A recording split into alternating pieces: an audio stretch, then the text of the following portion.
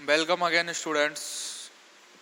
तो इससे पिछले लेक्चर में हमने ब्रैग इक्वेशन के बारे में अध्ययन किया था और देखा था ब्रैग इक्वेशन का यूज हमको आगे खान न्यूमेरिकल प्रॉब्लम में आने वाला है। उसके ऊपर हम कुछ न्यूमेरिकल प्रॉब्लम भी करेंगे। तो आपका जो ब्रैग इक्वेशन आया था वो क्या आया था, 2d sin theta equal to n lambda के बराबर। किसके बराबर आया था, 2d sin theta equal to n lambda के बराबर, जहाँ पर लेमडा क्या थी, एक्स किरणों की वेवलेंथ, एन क्या थी, कोई इंटीजर जो किसको डिनोट करते थे, आपकी कोटि को, डी क्या थी, डिस्टेंस, और थीटा क्या था, एंगल। क्या था, थीटा क्या था, आपका एंगल। अब और हमने क्या देखा था कि डी मिनिमम जो आपका आया था किसी भी एक्स किरण की वेवलेंथ के लिए, जो डी मिनिमम की वैल्यू आई थी वो आई थी एन लेमडा बाई 2 के बराबर। किसके बराबर आई थी, एन लेमडा बाई 2 के बराबर। अब क्रिस्टल से एक्स किरणों के प्रकीर्णन के लिए कुछ आवश्यक प्रतिबंध हैं, उन प्रतिबंधों का पालन होगा तभी एक्स किरणों का प्रकीर्णन किससे होगा, क्रिस्टल के द्वारा होगा। तो उन प्रतिबंध जो रेस्ट्रिक्शन है या कंडीशन है उनके बारे में हम अध्ययन करेंगे इस लेक्चर में। तो देखो, किसी क्रिस्टल द्वारा एक्स किरणों के प्रकीर्णन के लिए किसी क्रिस्टल के द्वारा एक्स किरणों के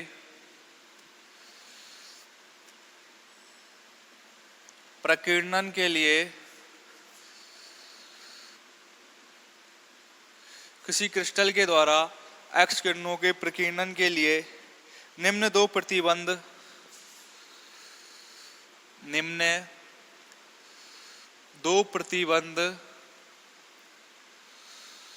संतुष्ट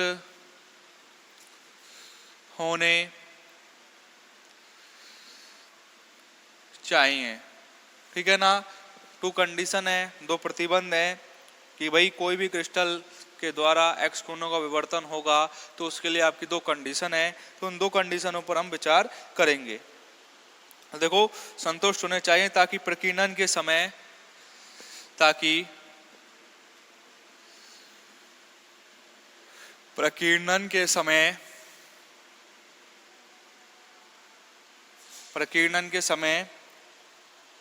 ऊर्जा तथा संवेग संरक्षण के नियम, ऊर्जा तथा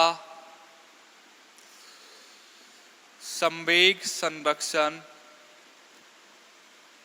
के नियम, ऊर्जा तथा संवेग संरक्षण के नियम सत्यापित रहे। ऊर्जा तथा संवेग संरक्षण के नियम सत्यापित रहे। ठीक है, माना किसी क्रिस्टल पर आपतित एक्स किरणों की आवृत्ति, माना किसी क्रिस्टल पर आपतित, देखो बोल क्या रहा है, ये कहना क्या चाह रहा है कि भाई यदि क्रिस्टल से एक्स किरणों का प्रकीर्णन हो रहा है तो उसके लिए हमको ये 2 कंडीशन जो हैं वो हमको सेटिस्फाई करनी पड़ेगी, या फिर इन 2 कंडीशनों का पालन होगा तभी किसी क्रिस्टल के द्वारा एक्स किरणों का प्रकीर्णन होगा। और प्रकीर्णन के समय क्या शर्त दे रहा है कि ऊर्जा तथा संवेग संरक्षण के नियम सत्यापित रहें, कि ऊर्जा प्रकीर्णन से पहले और प्रकीर्णन के बाद ऊर्जा और संवेग के मान में कोई भी परिवर्तन ना हो। ठीक है ना। तो माना किसी क्रिस्टल पर आपतित एक्स किरणों की जो आवृत्ति है वो ओमेगा है, आपतित एक्स किरणों की आवृत्ति ओमेगा तथा तरंग सदिश के है, वेव प्रोपेगेशन वेक्टर, तरंग संचरण नियतांक तथा तरंग सदिश कैपिटल के है। ठीक है ना। तथा क्रिस्टल द्वारा प्रकीर्णित एक्स किरणों की आवृत्ति, ये तो आपतित वाली हैं कि भाई आपतित किरणों की आवृत्ति है और तरंग संचरण नियतांक है। तो अब क्रिस्टल के द्वारा जो तरंगे प्रकीर्णित होंगी तथा क्रिस्टल के द्वारा प्रकीर्णित एक्स किरणों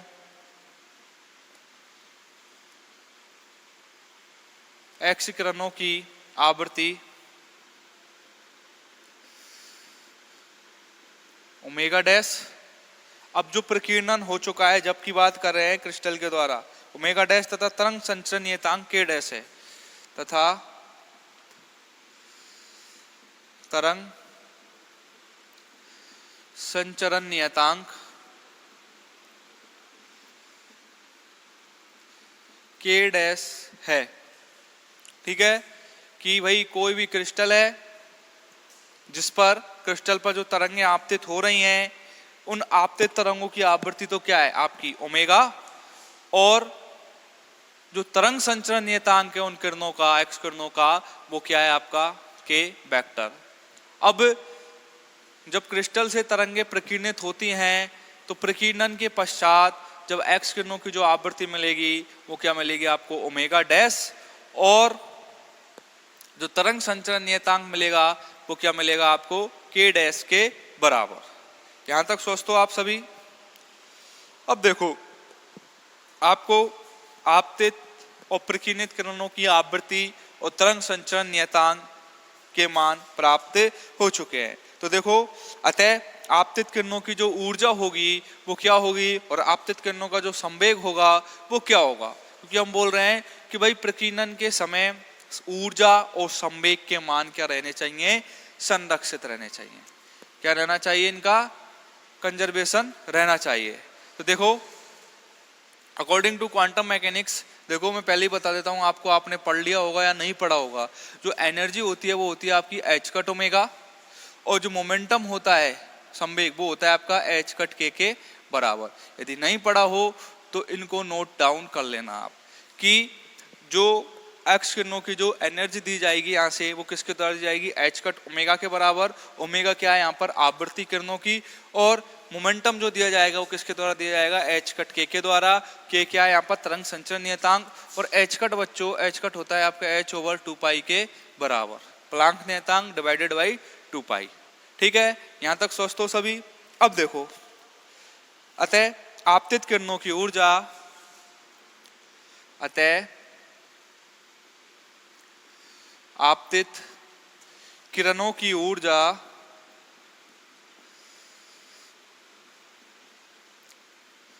आपतित किरणों की ऊर्जा किससे डिनोट की जाएगी, equal to h cut omega.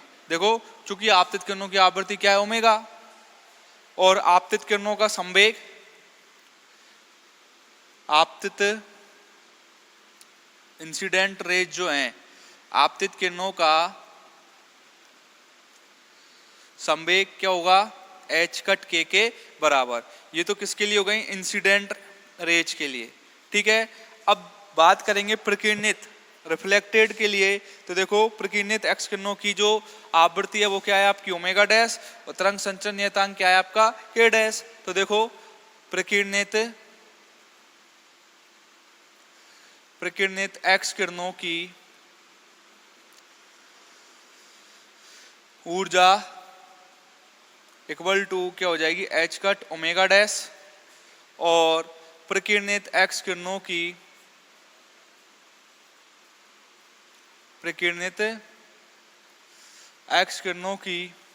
किरणों का संवेग क्या हो जाएगा आपका भाई एच कट के डैश के बराबर।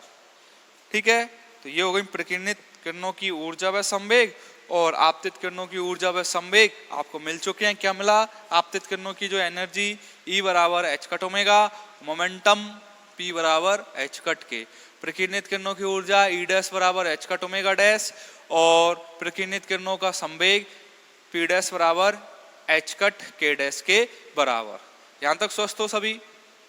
ओके चलो आगे बढ़ते हैं। तो देखो इसको इरेज कर देता हूं मैं इधर से। जो energy according to quantum mechanics में चलती है, क्वांटम मैकेनिक्स में हम जो एनर्जी देते हैं वो किसे देते हैं, E बराबर एच कट ओमेगा, और मोमेंटम देते हैं P बराबर H कट K के द्वारा। तो देखो फर्स्ट जो कंडीशन है, प्रथम प्रतिबंध है, वो क्या है आपका फर्स्ट कंस्टेंट। ठीक है, तो देखो प्रथम प्रतिबंध की तरफ चलते हैं हम, और दो ही प्रतिबंध है आपके जिनको ये फॉलो करना चाहिए कि कोई भी एक्सकण जब क्रिस्टल से प्रकीर्णित होगी तो इन दो प्रतिबंधों का पालन करेगी। तो देखो प्रथम प्रतिबंध, फर्स्ट कंडीशन क्या हो जाएगी, देखो प्रथम प्रतिबंध क्या हो जाएगा आपका, चूंकि क्रिस्टल से प्रकीर्णन प्रत्यास्थ होता है, क्रिस्टल से जो प्रकीर्णन होगा वो कौन सी टाइप का होगा, इलास्टिक, परफेक्टली इलास्टिक। चूंकि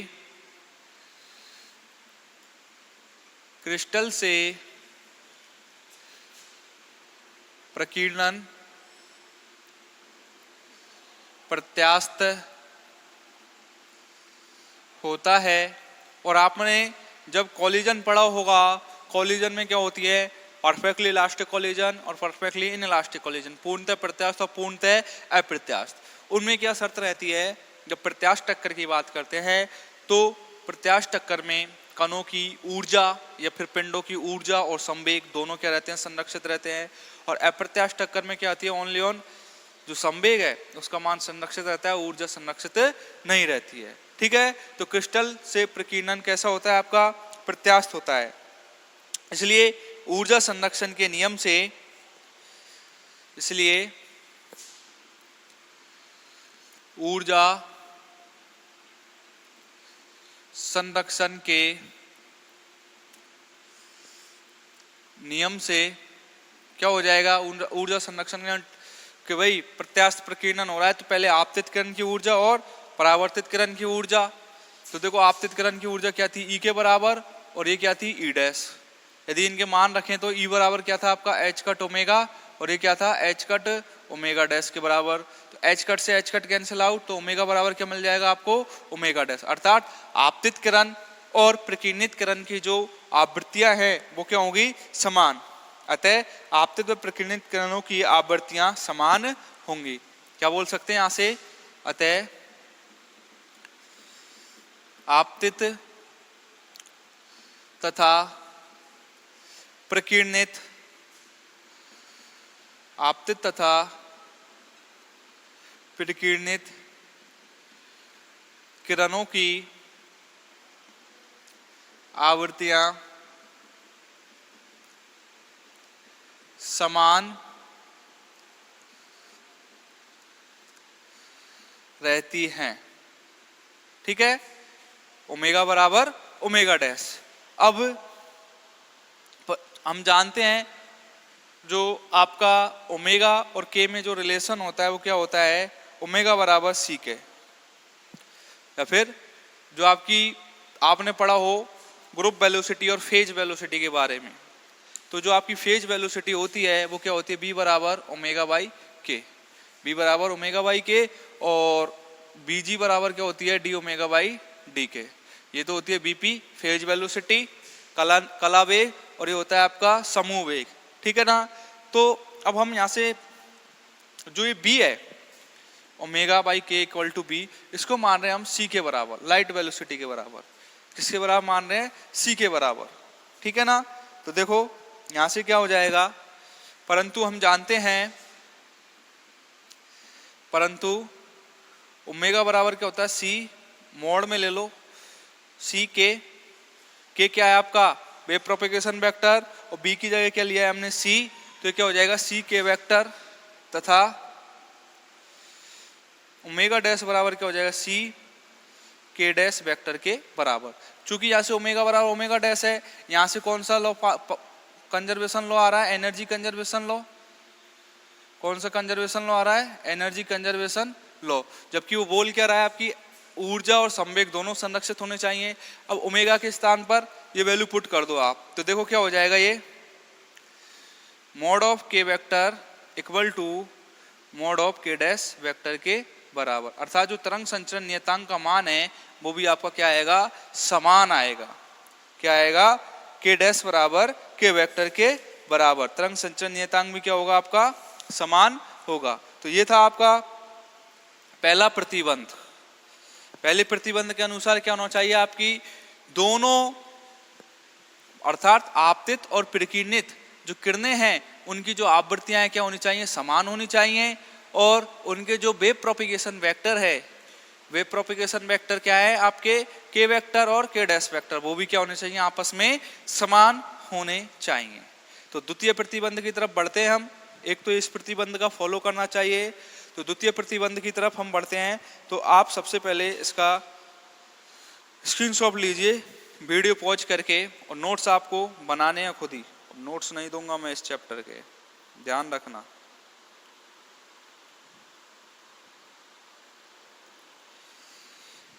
ले लिया स्क्रीनशॉट। चलें सेकंड कंडीशन की तरफ कि भाई द्वितीय प्रतिबंध आपका क्या है, ठीक है ना। चलते हैं, इसको अरेंज कर दूं पहले मैं इधर वाले पार्ट को।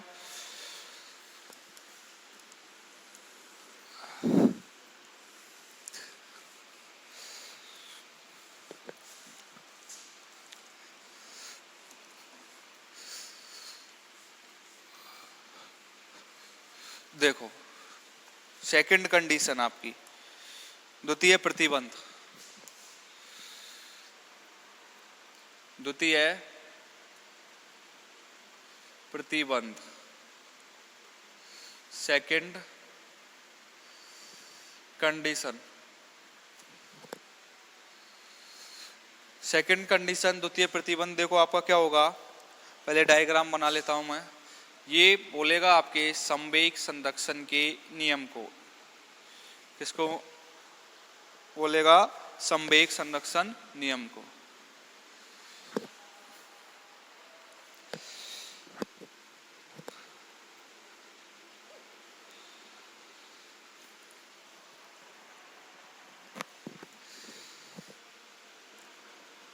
ये होगी आपकी विवर्तित फोटोन, विवर्तित फोटोन, ये आपका आपतित फोटोन, इंसिडेंट फोटोन, और ये माइनस जी क्रिस्टल का प्रतिक्षिप्त तरंग सदिश, रिकॉइल वेव वेक्टर, क्रिस्टल का प्रतिक्षिप्त, क्रिस्टल का प्रतिक्षिप्त तरंग सदिश, तरंग सदिश, ठीक है। और जो के डैश होगा किसके बराबर होगा, के प्लस जी के बराबर, के डैश इक्वल टू के प्लस जी, और ये क्या है आपका क्रिस्टल, ठीक है। चलो देखो इसके अनुसार जब एच कट के संवेग के एक्स किरण क्रिस्टल पर आपतित होती हैं तो देखो जब एच कट के वेक्टर, जब एच कट के वेक्टर संवेग, एच कट के वेक्टर संवेग की एक्स किरणें, संवेग क्या है किरणों का एच कट के, और एच कट के क्या है आपतित किरणों का संवेग है, किरणें क्रिस्टल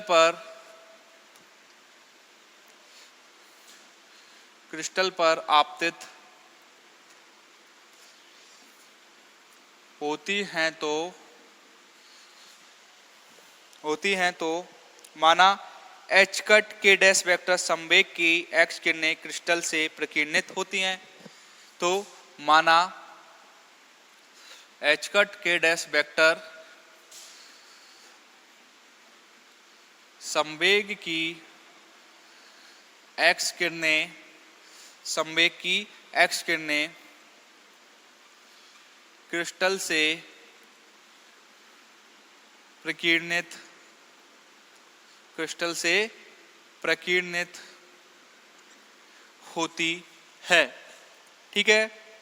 तथा क्रिस्टल स्वयं, तथा जो ये क्रिस्टल है स्वयं एच कट जी वेक्टर संवेग प्रतिक्षिप्त हो जाता है, अर्थात इस संवेग से एच कट जी वेक्टर संवेग से क्या हो जाता है, रिकॉइल हो जाता है, तथा क्रिस्टल स्वयं एच कट जी वेक्टर संवेग से प्रतिक्षिप्त हो जाता है।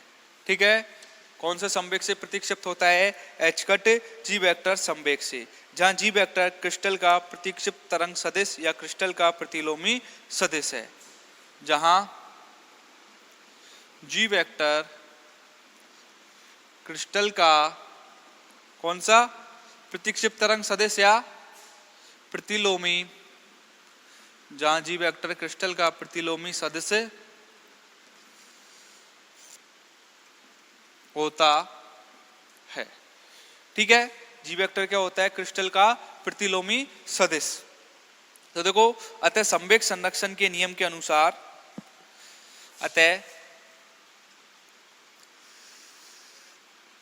संवेग संरक्षण नियमानुसार, संवेग संरक्षण का नियम लगाएंगे, आपतितकरण का संवेग क्या है आपका, एच कट के वेक्टर इक्वल टू परावर्तितकरण का प्रकीर्णितकरण का संवेग एच कट के डैश, और जो रिकॉइल हुआ है क्रिस्टल खुद, उसका संवेग क्या है, माइनस एच कट जी वेक्टर के बराबर।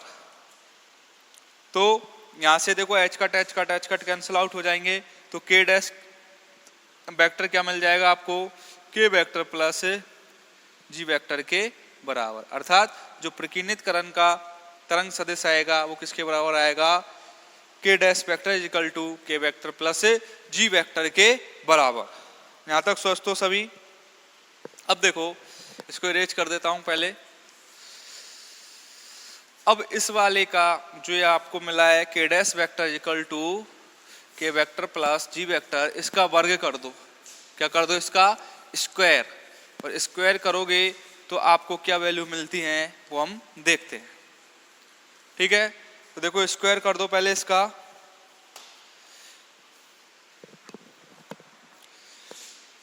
उपरोक्त समीकरण का वर्ग करने पर देखो क्या हो जाएगा, के डैश वेक्टर का स्क्वायर इक्वल के डैश वेक्टर का स्क्वायर, या फिर ऐसे ले लो, मोड में मत लो, के डैश वेक्टर का स्क्वायर इक्वल टू के डैश के का स्क्वायर प्लस 2 जी वेक्टर का स्क्वायर प्लस 2 के वेक्टर डॉट जी वेक्टर के बराबर, यही होगा।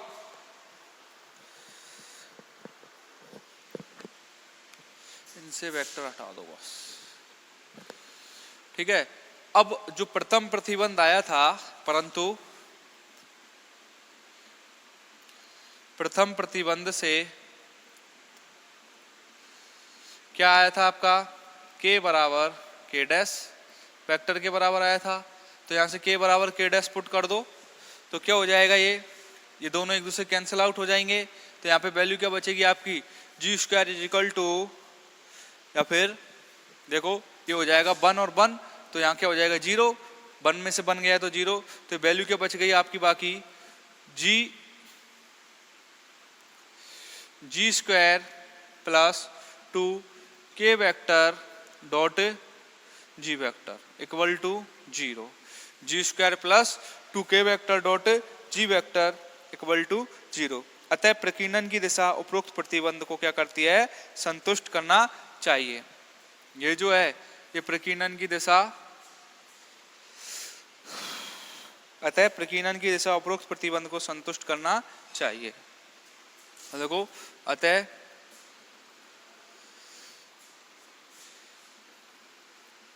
प्रकीर्णन की दिशा उपरोक्त समीकरण को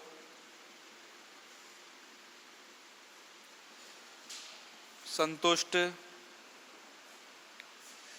करना चाहिए। ठीक है ना। ये दूसरा प्रतिबंध है आपका। इसके अनुसार क्या आता है आपका g square equal to g square plus 2 के vector dot g vector equal to 0 के बराबर। ठीक है। तो ये आपकी सेकंड कंडीशन। और इस सेकंड कंडीशन के अनुसार क्या आता है, क्या दिखाता है ये कि जो आपका संवेग है के डैश किसके बराबर आएगा, के वेक्टर प्लस जी वेक्टर के बराबर। अर्थात आपतित किरण के संवेग और क्रिस्टल के जो प्रतिक्षिप्त तरंग का सदिश है या फिर प्रतिलोमी तरंग सदिश के बराबर। और ये जो आपको रिलेशन मिला है 2 के vector dot g vector plus g square equal to 0, ये क्या डिनोट करेगा आपके प्रकीर्णन की दिशा को। किसको डिनोट करेगा, आपके प्रकीर्णन, जो आपका आपतित होने के पश्चात क्रिस्टल से प्रकीर्णन हो रहा है, कौन सी डायरेक्शन में हो रहा है, उसको रिप्रेजेंट करेगा। ओके स्टूडेंट्स, क्लियर है सब। तो आप इसका भी स्क्रीनशॉट लेके नोट्स बना लीजिएगा। ठीक है। इस चैप्टर के नोट्स आपको नहीं मिलेंगे, आपको स्वयं ही बनाने पड़ेंगे। और वो बोर्ड पे पूरा लिखाया जा रहा है इसीलिए कि आप खुद नोट्स बना सको। तो आज के लिए इतना ही। इससे आगे हम नेक्स्ट लेक्चर में पढ़ेंगे। तब तक के लिए धन्यवाद।